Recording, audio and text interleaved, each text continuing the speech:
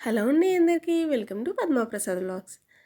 గ్రేవీగా chicken curry చేసుకొని బిర్యానీకి కానీ చపాతీ పుల్కా రోటీ దేంట్లోకైనా మంచి టేస్ట్నిచ్చే చికెన్ కర్రీ ఎలా చేసుకోవాలో చూసేద్దామా. చాలా ఈజీ అండి. ఇన్స్టెంట్గా చేసుకొని ఇలా బిర్యానీలో కానీ చపాతీలో కానీ నంచుకొని తింటూ ఉంటే సూపర్ ఉంటుంది. నాకైతే చికెన్ కర్రీతో తినడం చపాతీ చాలా ఇష్టం. ఎలా చేసేసుకోవాలో చూసేద్దామా. చికెన్ కర్రీని కడాయి పెట్టుకొని కడాయి కొంచెం వేడెక్కాక ఒక 5 స్పూన్ల దాకా ఆయిల్ వేసుకొని ఒక రెబ్బ కరివేపాకు, 3 పచ్చిమిర్చి ముక్కలు, అలాగే ఒక స్పూన్ దాకా అల్లం వెల్లుల్లి పేస్ట్, సన్నగా తరిగిన ఒక పెద్ద ఉల్లిపాయ చాప్ చేసుకున్నవి ఉల్లిపాయ తురుము కూడా వేసి ఉల్లిపాయ అల్లం వెల్లుల్లి పేస్ట్ జస్ట్ పచ్చి వాసన పోయేదాకా వేయించుకుంటే సరిపోతుంది. ఇప్పుడు దీంట్లోనే ఒక 3 పెద్ద టమాటా సైజువి తీసుకొని సన్నగా చాప్ చేసి వేసుకున్నాను. మీరు ఈ ప్లేస్లో పేస్ట్ చేసి కూడా వేసుకోవచ్చు. జస్ట్ గ్రేవీ వస్తుందండి, కొంచెం టేస్ట్ కూడా బాగుంటుంది. పచ్చి వాసన పోయేదాకా మగ్గపెట్టుకుందాం. చూడండి ఆయిల్ చక్కగా సపరేట్ అవుతుంది కదా. ఇప్పుడు దీంట్లో 1/2 టీ స్పూన్ పసుపు, రుచికి సరిపడా ఉప్పు,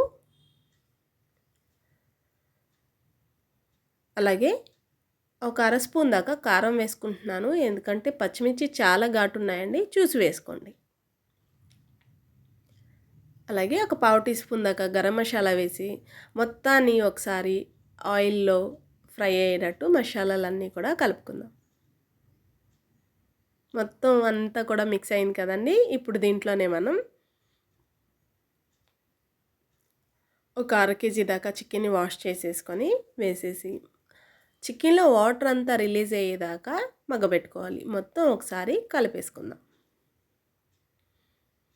లిడ్ పెట్టి ఒక 10 నిమిషాలు వదిలేస్తే చక్కగా ఆయిల్ మొత్తం ఫ్రై అయ్యి చూడండి ఆయిల్ సపరేట్ అవుతుంది కదా. ఇప్పుడు ఇంకొకసారి కలిపేసేసి కొన్ని వాటర్ పోసుకుంటే చాలండి. ఓకే, ఎక్కువ పోయే అవసరం లేదు.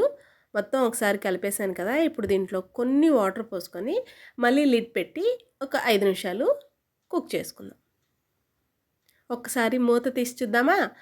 చూడండి, ఆహా ఎంత గుమాయించి కొడుతుందో. గ్రేవీ కర్రీ అయితే రెడీ అయిపోయిందండి.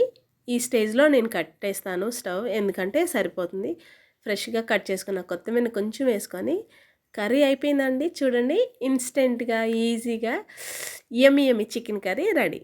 ఇప్పుడు నేనైతే వేడివేడి బిర్యానీ చేసేసుకున్నాను. బిర్యానీలో వేసుకొని తినేయడమేనండి. ఆహా ఎంత వాసన వస్తుందంటే. కమ్మని చికెన్ కర్రీ రెడీ అయిపోయిందండి. మీకు నచ్చితే ఈ ప్లేస్లో కొంచెం లెమన్ కూడా వేసుకోండి. నేను స్కిప్ చేసేసాను, లెమన్ వేయలేదు. ఇంకా వేడివేడిగా కలుపుకొని తినేడు.